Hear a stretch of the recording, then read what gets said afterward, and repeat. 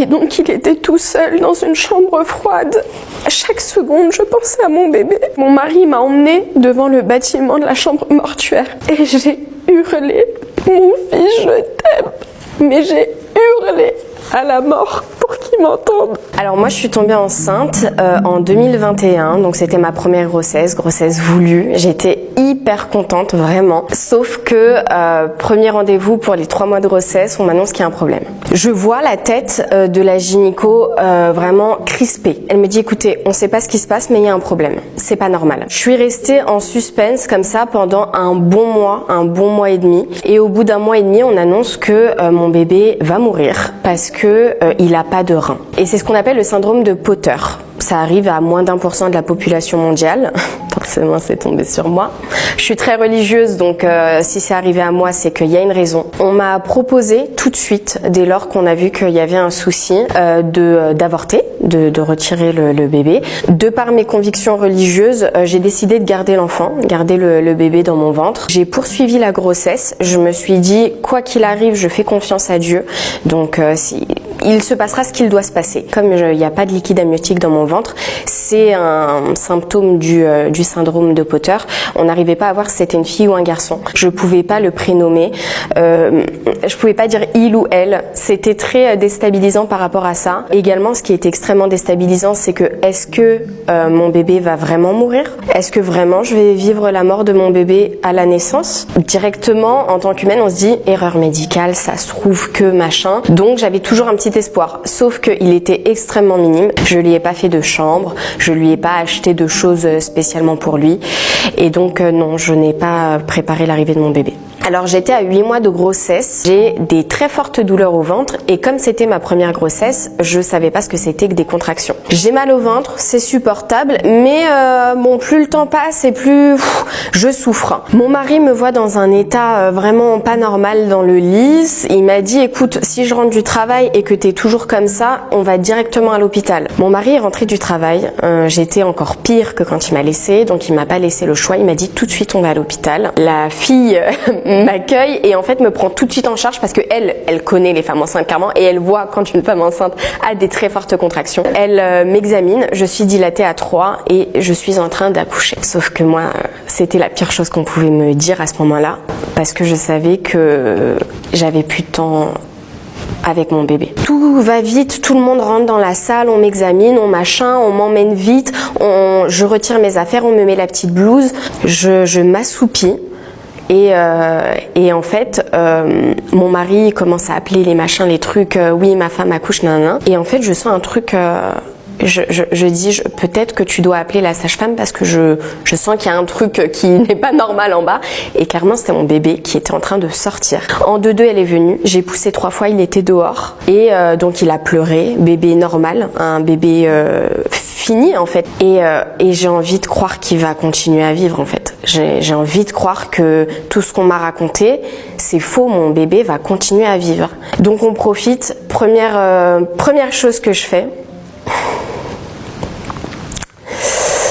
c'est que j'appelle mon père. Première chose que je fais, c'est que j'appelle mon père. Parce que mon père, c'était toute ma vie. J'appelle mon père en visio.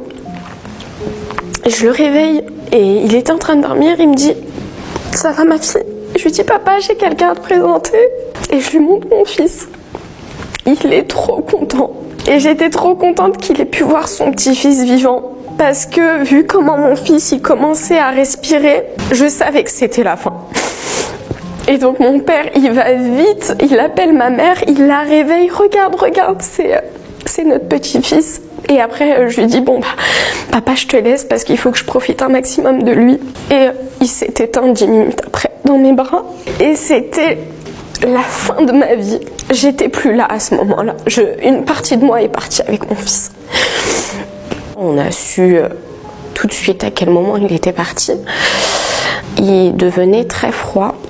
Et c'est quelque chose d'extrêmement traumatisant. On n'est clairement pas prêt à vivre ça. Donc mon mari a pris mon fils dans ses bras. Il a fait du pot à pot comme on fait à une naissance normale, classique. Il l'a câliné, il l'a bercé. Les sages-femmes étaient hyper touchées. Elles ont dit, cette salle de naissance, on la touche pas.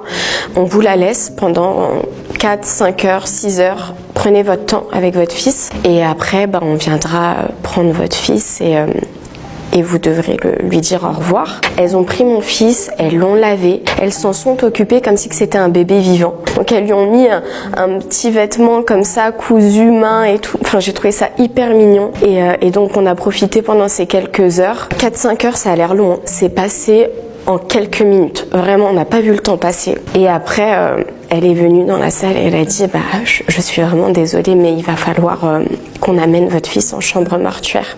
Je voulais garder mon fils. En fait, ça a été une deuxième déchirure parce que où est-ce qu'il va aller mon fils? Je suis pas prête à ce qu'on me le prenne de mes bras. Ça a été très dur. J'ai donné mon fils à la sage-femme et on m'a dit, vous inquiétez pas, demain à la première heure, vous pourrez aller le voir. Sauf que la chambre mortuaire était fermée le week-end, donc pendant 2 longs jours. Je n'ai pas pu voir mon fils. Et donc il était tout seul dans une chambre froide. À chaque seconde, je pensais à mon bébé. Je me disais, où est mon fils?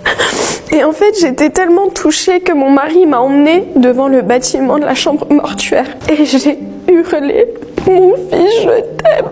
Mais j'ai hurlé à la mort pour qu'il m'entende. Et 2 jours après, j'ai pu le voir.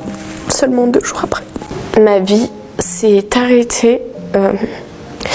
En fait, j'étais là, mais mon âme, clairement, elle était... En fait, j'étais qu'un corps. J'ai été bouleversée. Et j'ai recherché dans les livres, j'ai appelé des gens spécialement dans la religion pour qu'ils me disent où est-ce qu'il est mon fils, et j'ai trouvé des réponses à mes questions. Et en fait, le jour de son enterrement, on m'a dit il faut que tu te couvres les cheveux pour l'enterrement. Et en fait, je l'ai gardé comme un signe, ce foulard que je porte sur ma tête, je l'ai gardé comme un signe par rapport à Malek, mon fils. Tous les matins, quand je mets mon foulard, je fais un petit clin d'œil à mon fils, je t'oublierai jamais. Je voulais pas de bébé tout de suite parce que j'étais clairement pas prête à revivre une grossesse. J'avais extrêmement peur qu'on me dise encore qu'il y avait quelque chose. Mais en même temps, ma foi fait que j'ai tellement confiance en Dieu que je me dis, si il me le mettra quand il voudra me le mettre, ce sera le bon moment. Et je suis tombée enceinte 7 mois après. Je pleure toutes les larmes de mon corps. Mon mari me dit, qu'est-ce qui se passe? Je lui dis, je ne suis pas prête. Vraiment, je ne suis pas prête. J'attends 3 mois. Mais 3 mois, je vais à la première échographie.